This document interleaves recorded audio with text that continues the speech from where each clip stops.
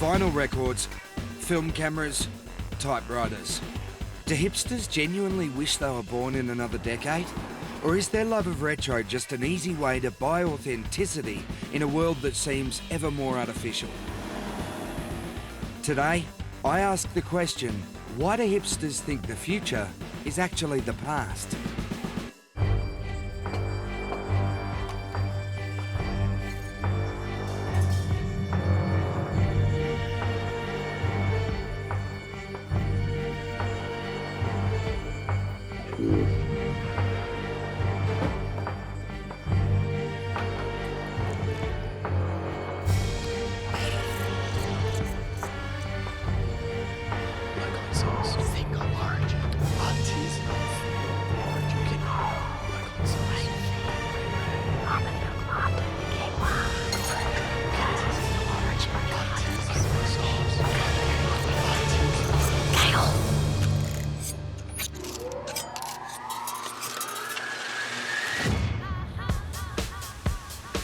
So I googled that Simon Reynolds guy who's been randomly Skyping me, and it turns out he is a complete brainiac. Food increasingly is a big zone of hipsterdom. He even wrote a book on why people love retro. But it's this chapter that's got me really interested. Turning Japanese, the empire of retro and the hipster international. The writing's really small. Is there an audiobook version? No. Can you read it to me on the plane then? No.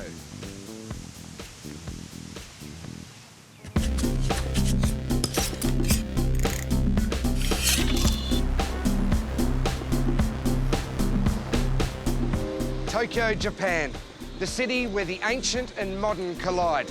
So, what makes Japan the empire of retro? My translator and tour guide Yuka has agreed to help me find out. Hello, Hi. Yuka. Yes, I'm Yuka. Hello, nice to meet you. Welcome to Tokyo. Oh, thank you. I wanted to find out how Japan's intense retro fascination compares with hipsters in the West.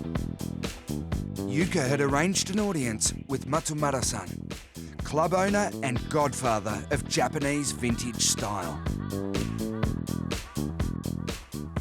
If anyone can help me understand the Japanese love of retro, it's him.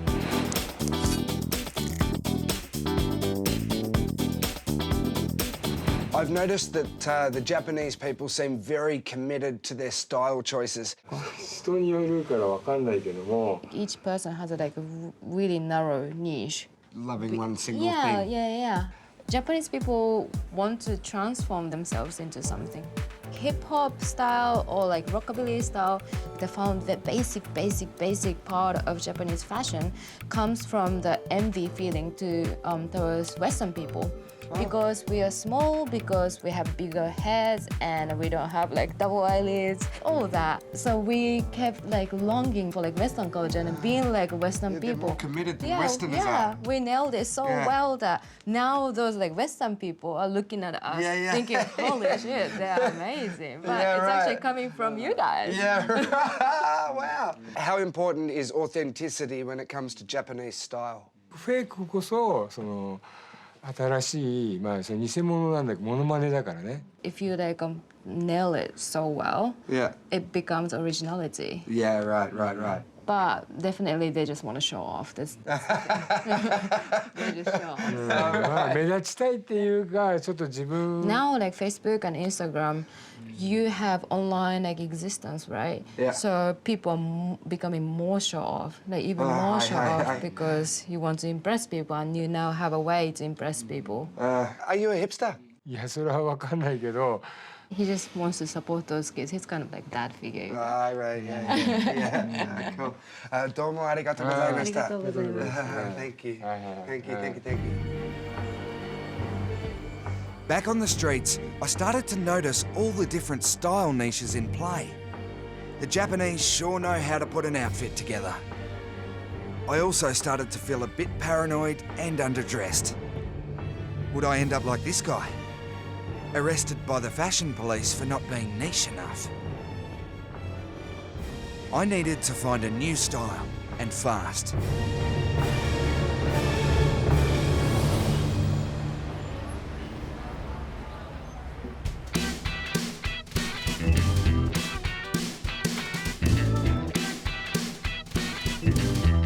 I've always liked rock and roll. Maybe that could work for me.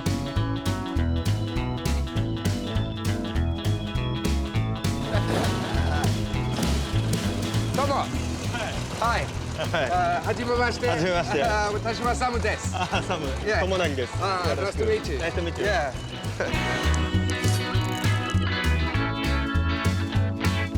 When did you fall in love with American 1950s? How did it happen?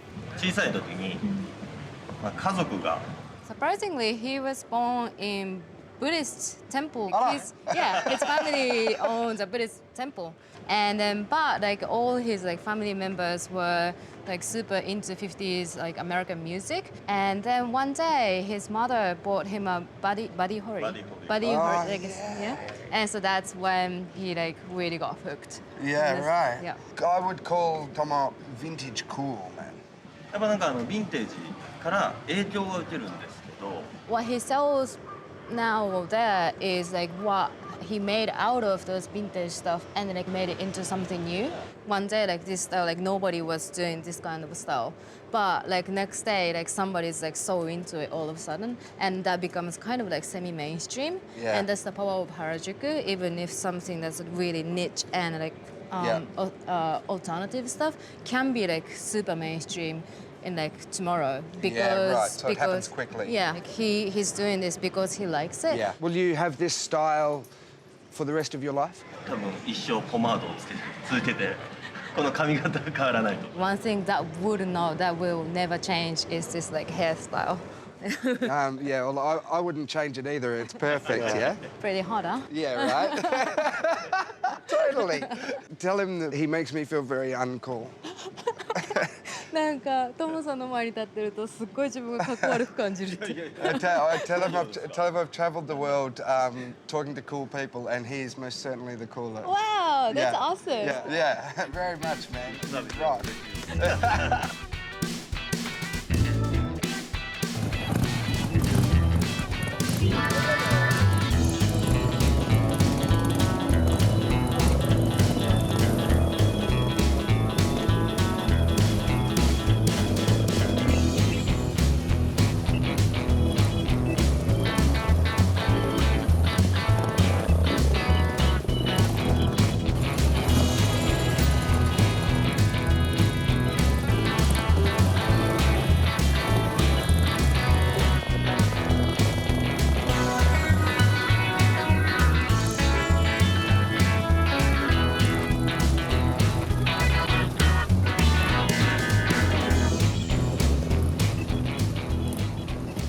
As well as 50s rock and roll, another major influence on Japanese street fashion is also a particularly American contribution to popular culture: hip-hop.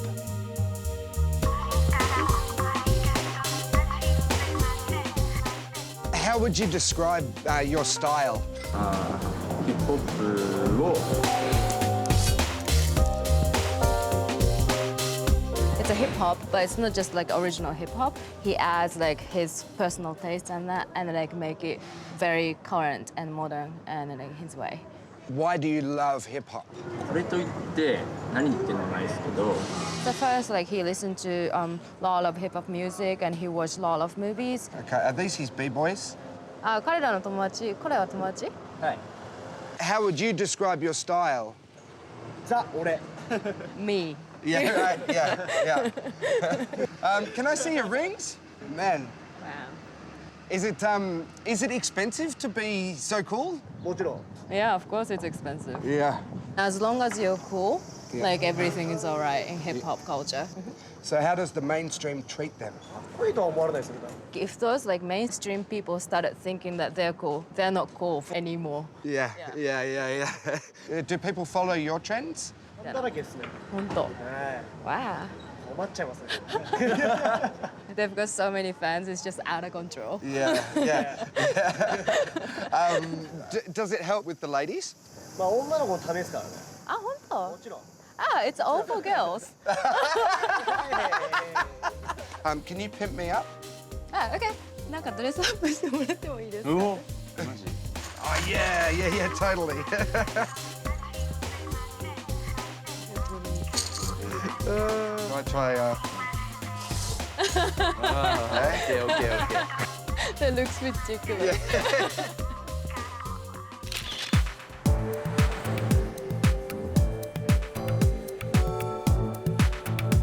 I came to Tokyo to find out about retro.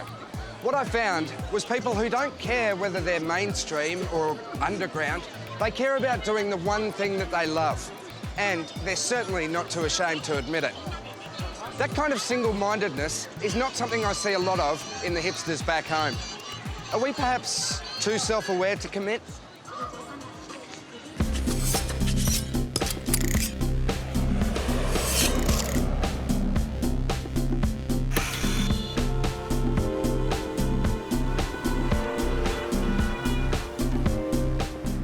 Maybe the man who literally wrote the book on retro will have the answers. Hi, Simon, finally. Hello, Sam. Can't wait to chat face to face.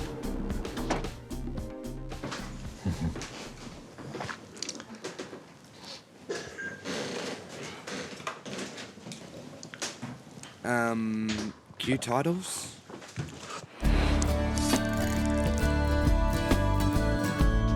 I've just been in Japan.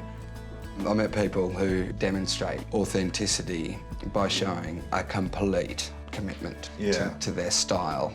They don't have that same hang-up about originality. They don't have this belief that you have to innovate or come up with something very quirky and individual. It's much more about doing it right. If you did that in the West, you'd be regarded as an obsessive freak. Is this a cultural difference? Really, the original hipster was white bohemians who were looking to black culture, to jazz and to blues, living more urgent real lives. In the 90s, the problem was that you had hip-hop culture and then you had this phenomenon of the wigger, the white guys trying to be down with hip-hop and using the slang, and that became like a joke, like seemed embarrassing for these people to be pretending to be black.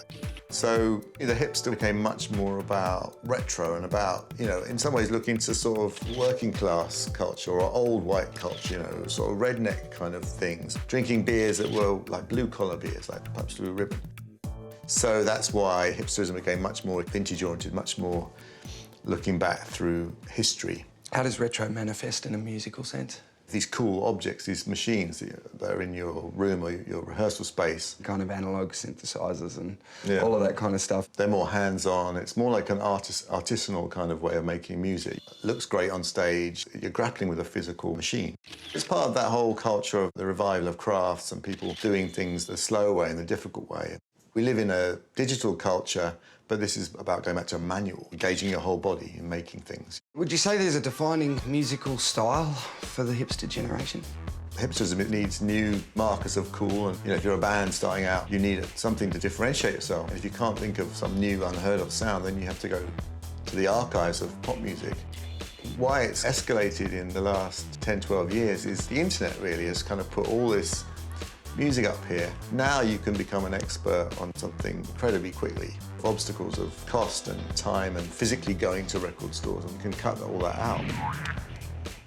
They're covering the whole of history and the whole of the globe, looking for things that no one else has rediscovered.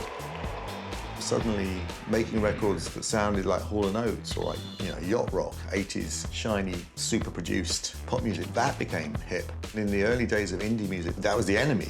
Have we run out of ideas? Is that what it is? When you reach that point where, Christa Berg and Hall & Oates are like touchstones for you, then it feels like the hipster project is done. There's nowhere left to pillage, basically.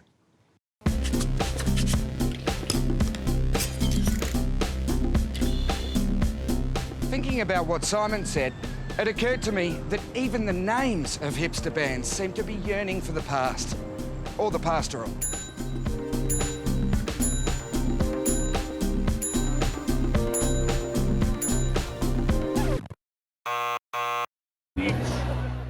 While it might be easy to say that musically there's nothing new under the sun, if you're dancing, does that really matter? And as I was about to discover, the musicians themselves are certainly not shy of name-checking their influences. With music going back. It's like being excited about what is being generated and returned and pushed on forward.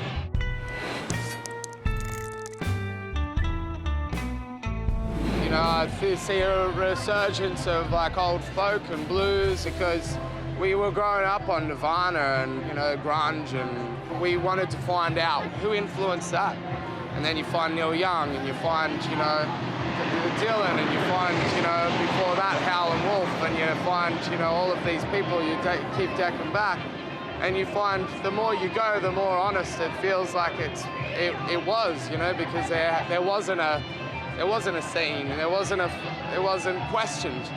It wasn't questioned whether it was something to be, you know, what was fucking hot.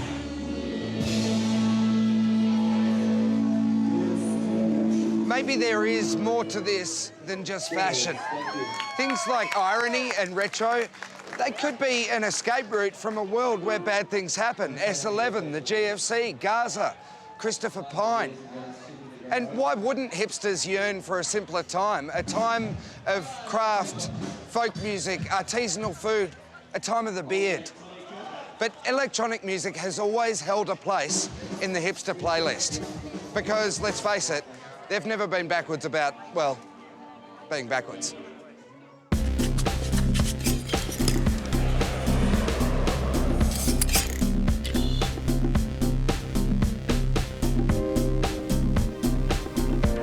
Do you have any new stuff here? New things?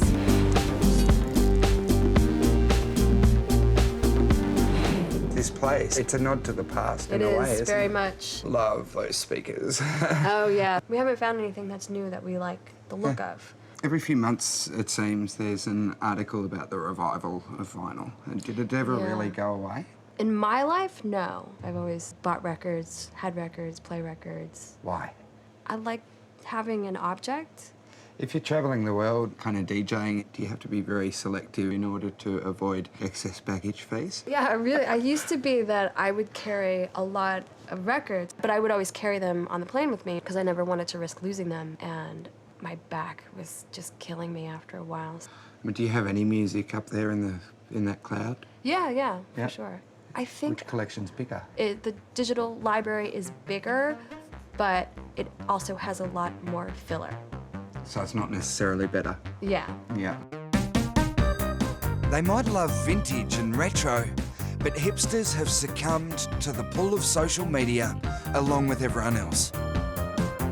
It's inextricably woven into the vintage fabric of hipster existence. What's the point of doing all this cool stuff if you can't post it to Instagram and make your friends jealous? Instagram, Insty! I'm addicted. I check it 5 times a day, although I wouldn't tell anyone that. I do enjoy Instagram, yes. I like a good selfie and letting other people know how good my life is. Yeah, I'm a really big fan of Instagram. There's a little bit too much food porn on there for me. You know, I'm just way over hashtags. Love Instagram. Hashtag Instagram. Boom.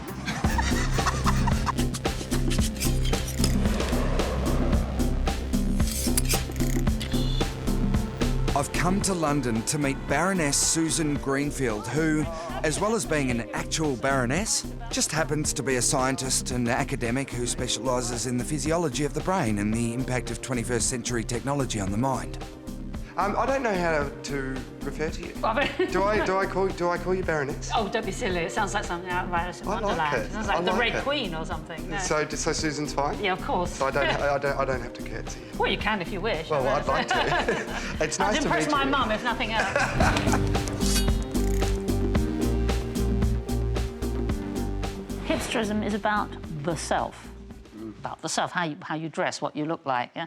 Well, we all know about selfies, you know, and how that's been. You know how children, because they have no choice, look at me, Daddy, you know, I've just been to this, and then I did this, and my favourite colour, and I like doing this, and my hamster's called Boo Boo, you know, whatever. But, you know, a child can only talk about themselves. Well, they can't comment on world affairs. What I fear is that's what the digital people are doing. They're almost stayed in this infantilized state. I think I have an affliction. I can't stop checking my Facebook page. Have I got a bad case of FOMO?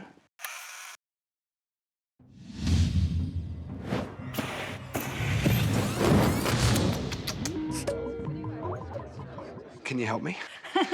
Well, I'd recommend you read my book because there's 3 chapters devoted to this very issue. Really? The whole point is, as a neuroscientist, is exploring what is it that Facebook gives you that a conversation like this doesn't give you. The slight uncertainty of not quite knowing what's coming, yeah, but knowing that something will come. So it's a bit like playing a fruit machine.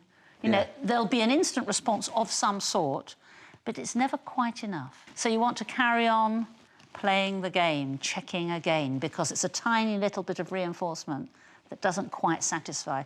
And we know that the basis for that in the brain is a chemical called dopamine. And what you're seeking is some kind of approval or feeling that you're connected, because if your identity is defined and constructed externally in that way, by definition, it will be rather fragile and it needs constant reassurance. Now, what's really interesting is as we're talking, we haven't met before, but we're monitoring the body language. You're leaning forward, so I lean forward. You're at least politely pretending you're interested in what I'm saying, and you're smiling in the right time, you know? So you're putting me at my ease. This is making me open up more to you.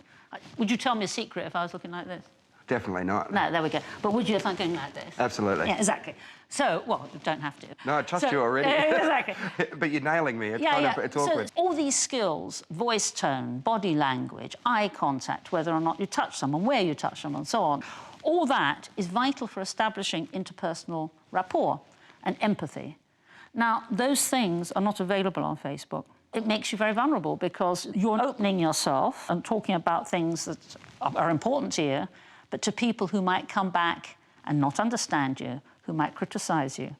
You might distort things a bit, that your social life is more interesting or crazy, that, you know, that you always look like that ideal photo Or that you all my look like. thoughts are interesting. All those things, yeah. And, of course, the real you. What happens to the real you? There's no one to confide in, no one to talk to. You're even lonelier. The whole essence of social media is you're outreaching in an unprecedented way to huge numbers of people. If you're constantly outputting and there's this frenzied pace of input, output, when do you have time to do the middle bit, which is be you, to think? So I can rob you of your identity? You can. Identity and privacy are very close things. If you give up your privacy, you're also risking your identity. Facey. Yeah, what do you think of Facey? Facebook? Facebook is a wonderful way for people to share their ideas and the way that you should live your life. You know, my mum's friends with all my friends now, so it's not as cool as it used to be. Can't really write what I did on the weekend anymore. Oh, yeah, I love Facebook. It's changing the world. I know everyone gives it a bad rap for all of its privacy issues. Just use Facebook for lurking. I find it funny. Lurking? Yeah. What does that Just mean? stalking people, seeing what they're up to. Did you know that Australians check their Facebook more regularly than any other nation? You've got some stiff competition, I'd have thought, there. In Britain, people spend more time online than asleep. That's the latest. Holy moly.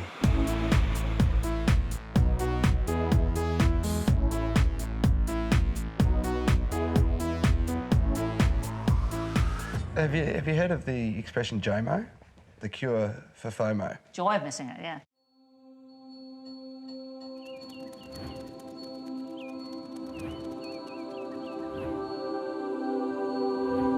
If I find my JOMO, I might rediscover my mojo. Right, exactly, you need the mojo JOMO. What would happen if you just committed Facebook suicide? You're making me want to walk away from it now before it does any further damage. Yeah, so what would happen? Be able to focus on this 3D stuff. Yeah, it's called the real world, yeah. Yeah. Do I need to go to digital detox camp? There was this wonderful experiment involving a kind of digital detox where they took pre-teens, and I know you don't probably qualify quite in that age group. And they, maybe mentally. And it was a 5-day experiment, and they took away all their digital devices and they went on a camp. And they tested their interpersonal skills before, and then afterwards they'd been hugely changed and improved.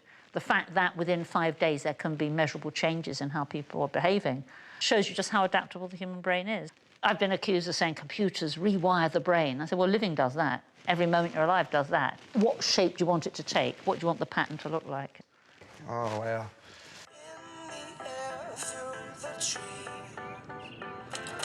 Camp is a safe place where you can be yourself and just have fun. It's a digital detox. No cell phones, no computers.